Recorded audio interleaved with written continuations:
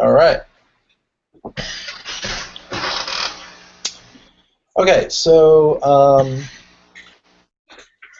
I guess we should each maybe say where we are in terms of the Node coursework, and then we can come up with a plan moving forward, and maybe discuss any blockers people might have, or things they were confused about, or whatever, and just start with that. Does that sound good? Yeah, sounds fine. All right. So one more time for the recording, Paul. You got through exercise 6. It sounds like. I got 2 exercise 6. Oh, 2 exercise 6. Okay. Yeah, I probably could have gotten a little bit further, but once I figured out my code and then they showed their code, I basically started going over their code to understand how it worked. Yeah, it's kind of helpful. Like, even if you get it to work, and then you're like, oh, that would have been a better. Yeah. Well, some of the stuff, like when I looked at their examples, some of it I didn't understand, so I went and read the documentation to understand how and why. And yeah, actually, there was one thing I wanted to ask you if you had a moment. Maybe Sure. maybe not tonight, but. Well, if it's related to this, let's do it now and get it done. Yeah, okay. It is related to this. I'll just paste this code into here so you can. I'll paste this into Slack. So yeah, on this one. Which number is this? 5. 5. Okay. So this is their code. This is the the one that solves it, and I understand it all except for how. Do you know how file knows what it is to be passed in there? The path dot extension name triple equals that thing? Yeah, so or basically, so like list for each function is being passed in file. Right. Now I know that when this is wrapped into their function, they're passing in certain information, but I don't understand how it works. That file is getting what essentially is the file type. Right. So when you declare your for each, when it says list.forEach and then function file, so whatever you type in between the parentheses there is basically creating a variable. Right. So file becomes, it takes the list, and then each element in the list for that iteration becomes file. Oh. So if you can imagine the array in your head or whatever of a bunch of different files, right? It's like that's what that list is, if I recall. I don't remember, but it sounds right.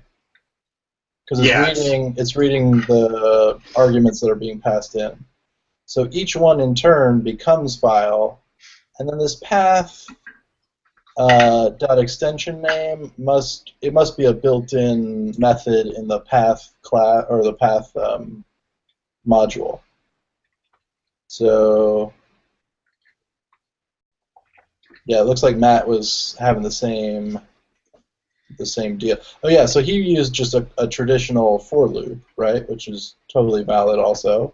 Right. So in his that's basically how I did mine. Right. So instead of file, he has list square bracket I, which is it's going to be the same thing. So he is explicitly saying, for each iteration, give me the first thing in the list, and the second thing, and the third thing. But when you use the for each method, file just automatically becomes each thing in the list as you move through it. Okay. I might as well pass my solution because it's also different than both of these. I think this is just for, I don't know, posterity. So I also use the for each, but I somehow avoided that extension.path thing, which I don't know what that does, honestly. The ext name thing, extension name. I don't know what that method is returning there. But I guess whatever my tail variable is the same thing as path.ext name file, right? It looks like you pasted something else. Is that a... That was my solution. Oh, your solution. Yeah, so you did it kind of the way Matt did with going with a for loop. So those, we should maybe talk something about, maybe down the road, about functional programming in JavaScript. So Sure. that for each method is the functional equivalent of a for loop, basically. Right. And it's pretty powerful because you can kind of chain stuff together really easily. Like you could do a for each and then into a map, into a reduce, into a filter, and end up with a... We can talk more about that later. But did that help at all? I don't know if I was just babbling. Actually, I think I might have posted the wrong thing. Yeah, well, yeah, because I didn't use path, so I don't know. Oh, wait, Matt used path though, so I'm confused. Well, path was like if you read in the instructions, that was something that they Oh, it was had. like an optional hint kind of deal. Like you could use it. Okay.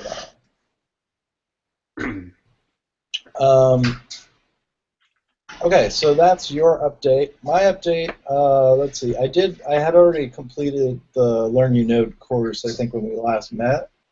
I worked on... They have another course in Express that I'm a fair amount of the way through. I'd say 3/4 of the way through. And then they also have a functional programming course that I don't know, 4/5 of the way through. Basically, at my work, we do a lot of stuff with the library underscore, which is also in that same mold of for each and map. And basically, at some point, we should do a meeting or a conversation about the 3 primary functional methods that you use in JavaScript, which are map, filter, and reduce. Those are like the 3 ones. Yeah, absolutely. And I don't understand map very well. Map is probably the easiest one to wrap your head around, and reduce is probably the hardest one to wrap your head around. Okay. But when you figure them out, you can do so much very succinctly, and the code that you generate becomes very readable by anybody. You're like, oh, filter, like obviously he's filtering something, right? And like, oh, map, he's manipulating a list. And anyway, it's pretty cool once you start getting the hang of it. And I'm not great at it, but I'm getting better. So, okay, so Matt, you want to give your update? I know you were on vacation and whatnot, but I'm not sure if we... it looks like you're muted. Yeah, not much is the stand-up from yesterday, but I was working at Learn You Know, and I got to actually the same place Paul did.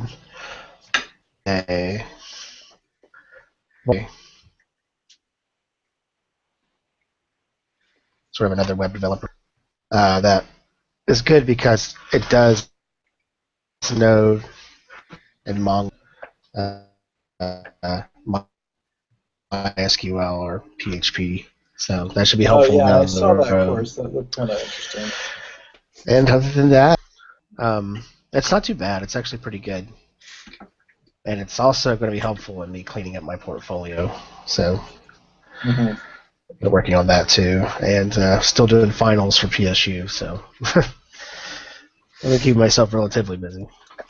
Are you done when you're done with finals, or you got more coursework? I want to take a semester off and, really hone in on getting a job. So after tomorrow, I'll be all finished with finals, and then I can really devote time to getting everything I want to get done finished. Awesome. Cool. I thought Jay was going to be here. He was talking about... This morning he was excited about our meeting. So I Well, haven't heard anything special, so. yeah. Okay. Well. Does anyone have a? Sorry. I'm sorry. Before One we more get time. started, I was just going to ask: does anyone have? Just before we get started, I was just going to ask: does anybody have any? Like I know they gave us a discount last year. For some reason, maybe if you turn your video off, you're kind of cutting in and out for me. Yeah, for me too. I was just wondering if Fest Northwest. I know that Code Guild gave us a discount for it last year. I didn't know if anyone had anything like that right now. No, I'm talking to my company might pay for some of us to go this year, but I'll keep my ears peeled, whatever, eyes peeled. I don't know what your ears do, but whatever. Because yeah, I saw some chatter about that last year, but I haven't seen anything this year. Okay. There probably is a student discount. I think there generally is, and I think last year you could volunteer. That might have changed also. I don't know. And I don't know what kind of time commitment they're expecting, but sometimes you just email them and you're like, "Hey, I'm a broke student." You know, they'll actually be pretty amenable to that, or they'll be like, "So," I don't know. Right. You can always volunteer. Right. In your free time. Right. Okay, so back to so it sounds like people are making progress on the Node stuff, which is great. And do you guys feel like you have enough of a taste of it that we could actually start writing some back-end code? I mean, because it's just going to be more practice either way, right? So It's worth a shot. Yeah. yeah, all right. So yeah, I guess I'm trying to think what the best approach to moving forward is. I mean, the one thing we haven't been successful with is any kind of pair programming, right? So, and I know maybe as Matt gets more time after finals and Paul's healthier and whatnot, that might be beneficial. I also have some time off from work at the end of next week, so that also might help somebody if they want to get together on like a Friday or I don't know.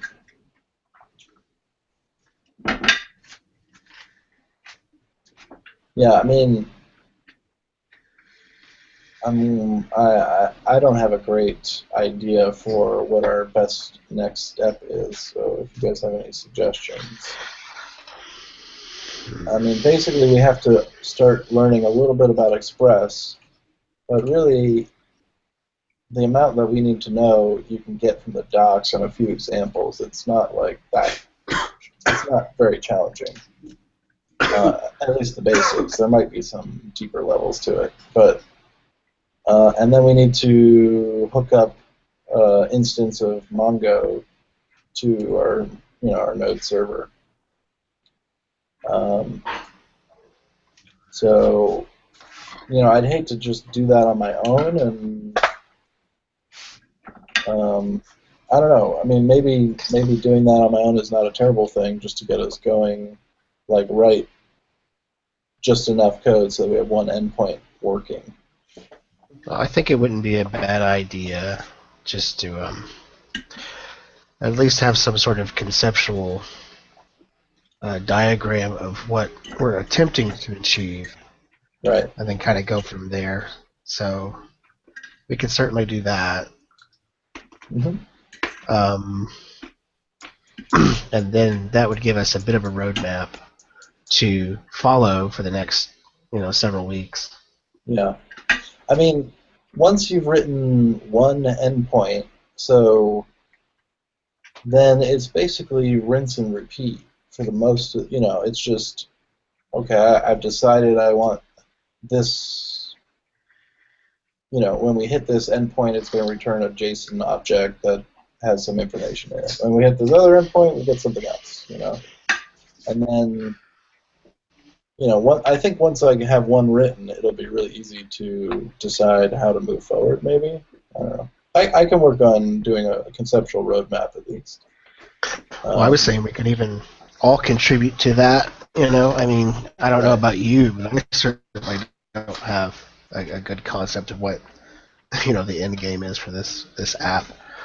Yeah, I don't think any of us have that fully fleshed out at all. So maybe maybe we can even just just create a skeleton of some sort right now, and then that'll give us at least a little bit of an idea of where our attention should go. Okay. Yeah. Not a bad idea.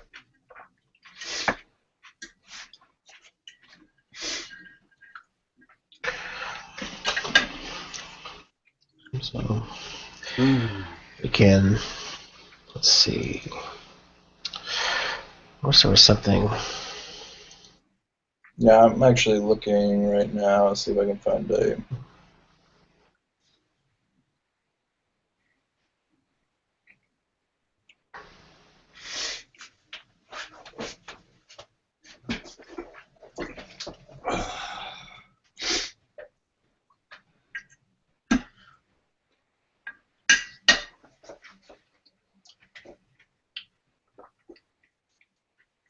All right, I'm going to share my screen so we can just look at this and see if it makes sense at all. I'm not sure if this is going to work or not, but I'll start somewhere.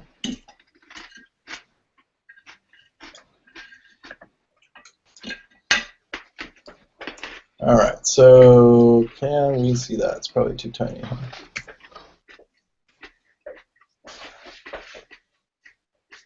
Oops.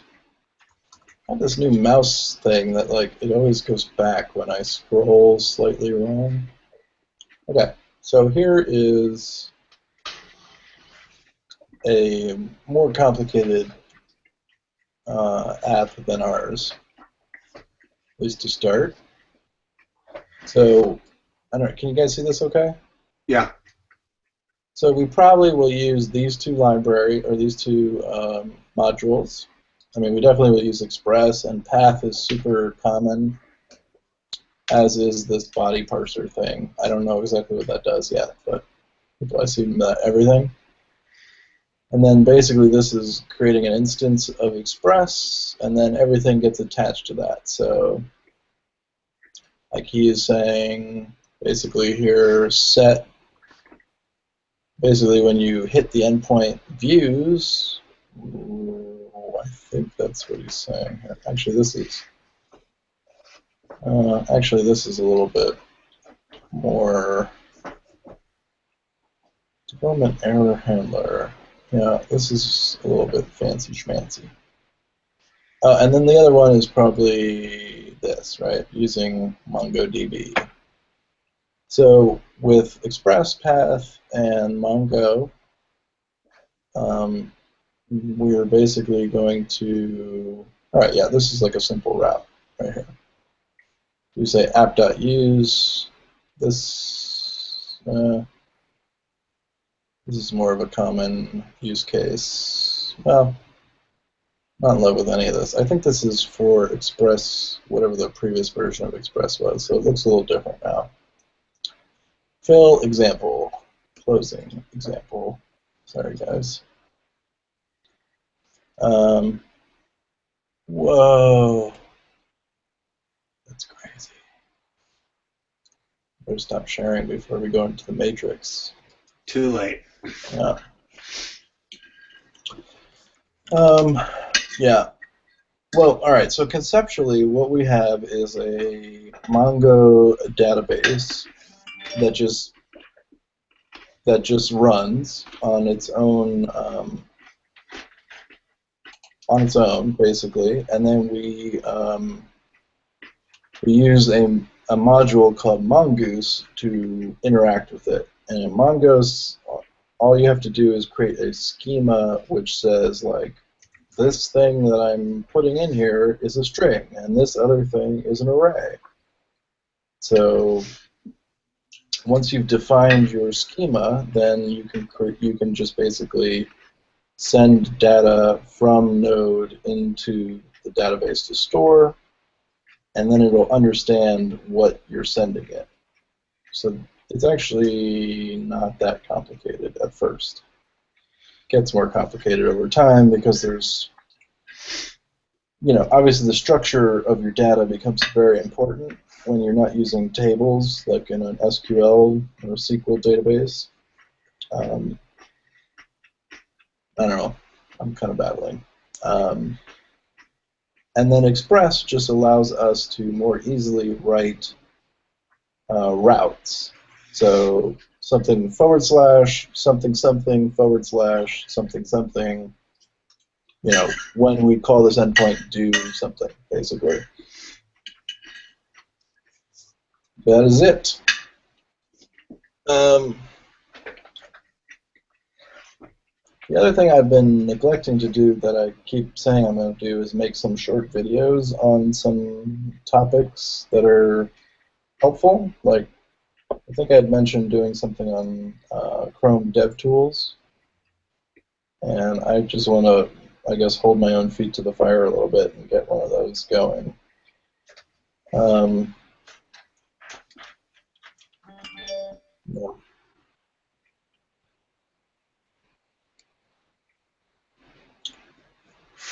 So we have I think we're basically got 2 weeks until our next meeting, unless you guys want to meet earlier. But what should we be attempting to accomplish in the meantime? Well, I think, I understand what Node is in Mongoose and how it works. I think we should probably be attempting just to get a functioning something. So if we could take maybe a handful of exercises and attempt to make a model of that data and just try to get something going, something working. Okay. I'm pretty good. So yeah, I can do a very basic something in the next, let's say, week, and then hand it off to the group to either digest it or add to it or pick it apart in some way. I'm trying to think if there's any kind of similar to the Learn Your Node thing, whether there's something else we could use in lieu of our actual project while we're just getting started with this thing.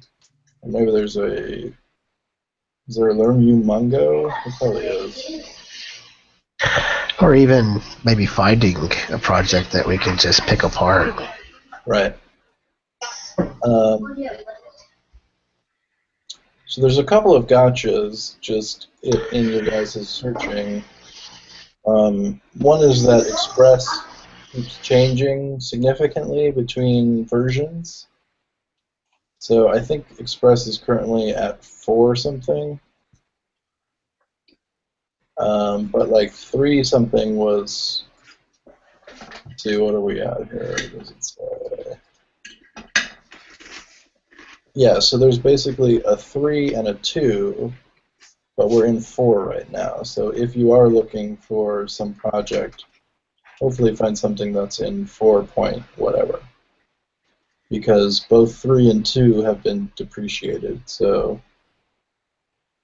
probably, it's probably close, but, no cigar. You can't just switch to the latest version, unfortunately. They keep making breaking changes. And I think same thing with Node itself, actually. Because Node is currently at version 4 point Well, they recommend 4.4 for most people, but then they're already up to 5.8. And I know there's things that are written in 0.3 or whatever. So I guess try and find something that's more recent if possible. Yeah, I went to a meetup fairly recently at DAT Solutions, and the speaker there was trying to convince everyone to learn Angular 1 really well. And I'm like, oh, really? Yeah, even though it's totally broken, and Angular 2 is basically a different framework. I mean, there's some similarities, but like you can't. That seems like a weird suggestion. Supposedly two is supposed to be the one that's either gonna catch. Yeah, I did.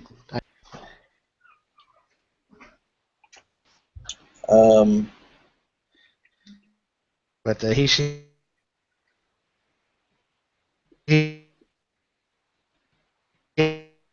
had some pretty cool stuff with Columbia. And, where was the meetup again? Some of this SaaS AT solutions in Beaverton. Cool. Yeah, he managed all the assets for the Columbia website, and the way he was using object-oriented CSS, and the way he was sort of extending CSS was very interesting. Yeah, I've heard about it, but I don't think I've even seen a sample of that stuff. So it wasn't too bad. But every time he wanted to create a new button or whatever, it basically was just a function, I mean, not a function, but an object. It just had a list of properties, and then he can extend it, right? By putting in whatever the parameters were for it. Are you talking about Smacks? Yes, actually, I am. But he was talking about Smacks, yeah. Yeah, I learned about that. In case you're curious, Oliver. I learned about this about a year and a half ago, and Smacks.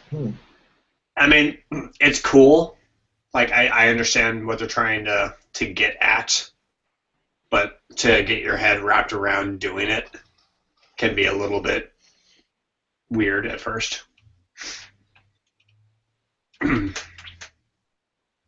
I think that basically it's just another attempt to try to limit repetition of code. Yeah, exactly. It's great for large websites. I'm sure it is. Obviously, it won't have any bearing in our app, but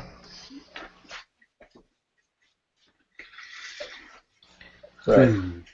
Yeah, but it's basically just trying to make CSS modular, Right. Yeah, that sounds pretty cool. CSS kind of when you get into a really big project, it can really suck. I mean, he showed me. Yeah, he showed me their old code versus what he did, and it was just like ridiculous. How many lines he saved. Yeah, spaghetti versus. Yeah. We had this whole lecture on something called BEM. I don't know if you've heard that before. Called BEM? BEM, yeah. It stands for Block Element Model, I think. It's just a naming convention for HTML that kind of keeps you out of the weeds a little bit, but it was kind of ridiculous. We wasted all this time at this meeting, in my opinion, because we're so entrenched in the way we've been doing things that to implement this would be a huge rewrite of every HTML object. I'm like, who's gonna do this? Well, I don't. The guy was talking about how he first worked at DAT Solutions, and when they were building their website, they were starting it in .NET, and halfway through it, they just decided to switch to Angular. I was like, holy crap. That's a That pretty sounds like significant change, you yeah, that know. sounds like setting money on fire to me. Right, but this was 5 years ago, he said, so that was when Angular was like just first starting to become really popular. Yeah. And I was like, I think if I was a manager at that situation, I'd be like, no, sorry guys. Yeah, that's a weird decision to make late in the game. But hey, guess it It worked. worked, I guess. Yeah. Pretty crazy. I'll look at this BEM thing, see what this is all about. Yeah, it's kind of similar. Like I don't know if you looked at the way that Bootstrap names things in their like the way they name classes and stuff in their HTML. Yeah. Well, it's like something. It's just a convention to use so that you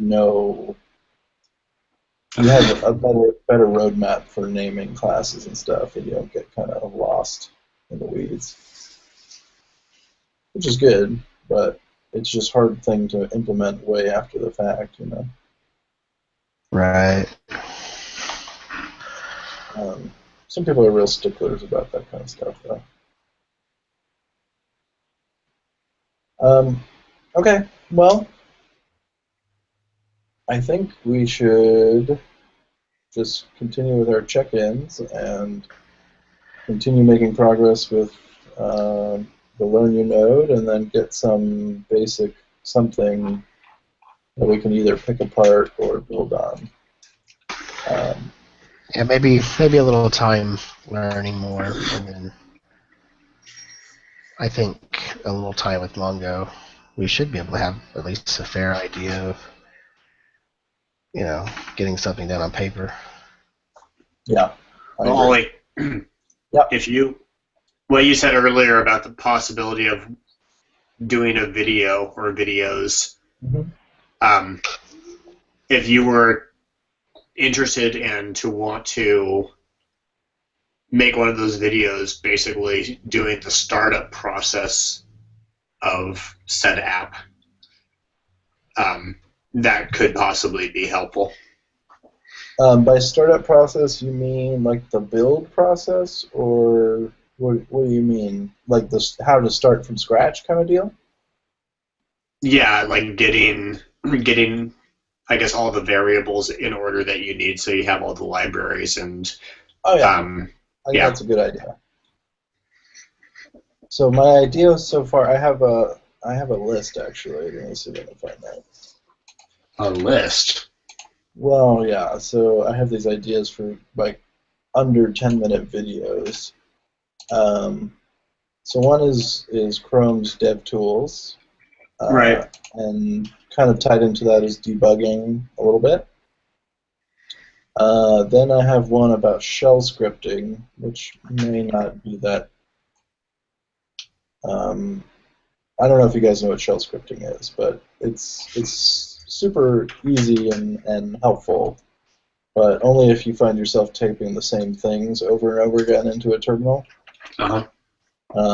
But basically, you can collect, like, let's say you're always typing the same 6 commands into the terminal, like, I don't know, even if it could be git commands or whatever, but if you're doing the same thing over and over again, you can create a little script that just collects those commands together and runs them for you. And you can even have sort of logical if-else statements tied in there. Interesting. So it's like an advanced alias? It's like advanced console work, basically, I guess. But yeah, I mean, yeah, you can think of it as an alias too. It's not a bad analogy at all. And I had another idea, but the one you have is pretty good. I'll start with that one. All right. And then maybe do the DevTools one, and then get some feedback. Cool. Well, I don't know. I don't have anything else unless. Yeah, I can't think of anything off the top of my head, and unfortunately, I've been tired and not feeling well lately. Yeah, I've been a little bit on. I think everybody's getting colds right now. Yeah. Well, if anything pops up, post it in Slack, or if you find anything that looks cool, post it in Slack, or I'll certainly try and get those videos together in the next week, or at least one video in the next week. If I could do one a week, I'd be pretty happy with that. Yeah, it's kind of a goal of mine at some point here in the future too. I don't know if you guys ever watched the videos that I linked to that guy that does fun functions on YouTube. Can you repost the link? Yeah, let me find it real quick. But so his videos are all like 10 minutes long. But then he did one video about the process of making a video, and it turns out for his like 15-minute videos he spends about 6 hours on each one. Uh-huh. I'm just like, Jesus, Yeah. Well, when I used to do video editing all the time, that's how it is, You shoot, 20 hours of video, and you have to compress it to 10 minutes. It seems like, well, that's crazy, but it's not, It's easily done. No, that's not at all. And sometimes you're struggling to fill that 10 minutes, Right, yeah. And it seems like, anyway, I highly recommend watching some of his stuff. He's got a lot of stuff on functional programming. I mean, I would just start from episode 1, basically. I think he's got like 25 episodes or something. But it's all his stuff is sort of medium advanced to advanced. So, I mean, intermediate to advanced stuff. Hello, beautiful. But, I don't know. I found it very helpful. In 10 minutes he explains things better than some whole books I've read. So, Oh, that's cool. Yeah, I got another one of those guys that, let's see if I can find it real fast. Yeah, Dev Tips. Are you familiar with Dev Tips? No, but this guy is kind of crazy, gnarly, good at explaining stuff, and he's fun. Yeah. Cool. Yeah. I'll check it out. Hello, beautiful people. Cool. All right. Well, I guess next check-in is in 2 days, or stand-up, or whatever we're calling those. And yeah, hope Jay's okay, or just didn't fall asleep or something. And has anybody reached out to Jesse? I mean, he was all like gung-ho, and now just radio silence. So I haven't heard from him in a while. We gotta try and ping him. I don't have his contact information unless I would. Well, I just mean, through Slack. I don't have his contact info either, but it'd be good to bring him back into the fold. One of us. Yeah, we'd kind of actually like to hope that maybe he got a job. That would be fantastic, yeah. Yeah. I'm applying, and unfortunately, I'm applying to Dealer Spike for, I think, the same position that he tried to get.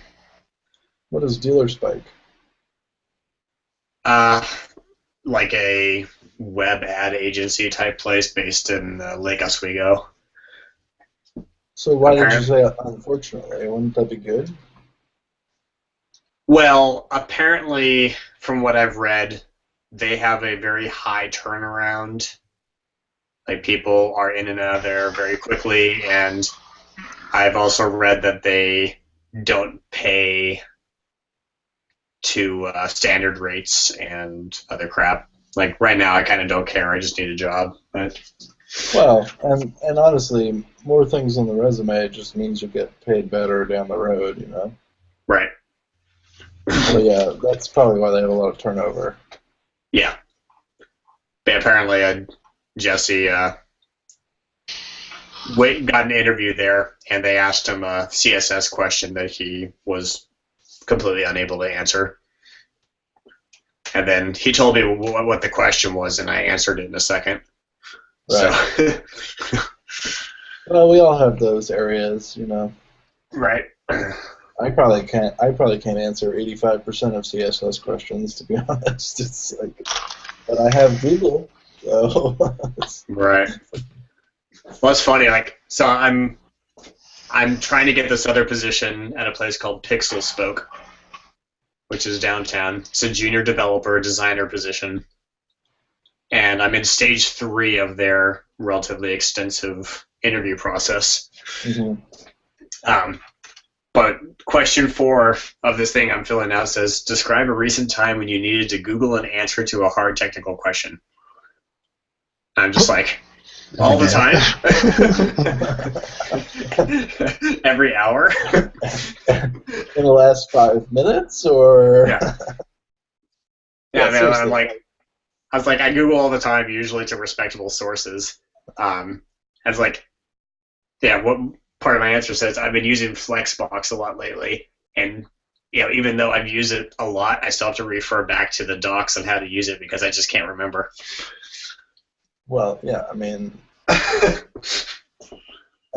I sit with a guy that's been at this for 10 years, and he's on Google about every 10 seconds, so... Right, yeah. There's no shame in that, No, I'm not looking at it as shame. I'm kind of wondering if this is a question to sort of weed people out, people who might be like, oh, I try to figure it out for myself. I'm just like, no, man. You mean waste company time? Right. Sounds like it was written by a human resource agent of some sort. Yeah, probably. But yeah, I always assume that I'm not the first person it's happened to, and that the answer exists. 99% of the time, I'm right every time. Yeah, I wouldn't worry about that too much. Yeah. It's an interesting day when you can't find it on Google. Right. Well, one of the things about this company is they seem to pride themselves on having a sense of humor, so I'm trying to sprinkle it with some humor. So, episode 2 of Fun Function is all about map. Ooh. Okay. Episode I'll start 3 watching. is about reduce. Ooh. Yeah. Cool. All right, guys. Well, good luck with the job hunts and finals and all that stuff. And, yeah, I'll talk to you guys soon. Have a good night, guys. Night.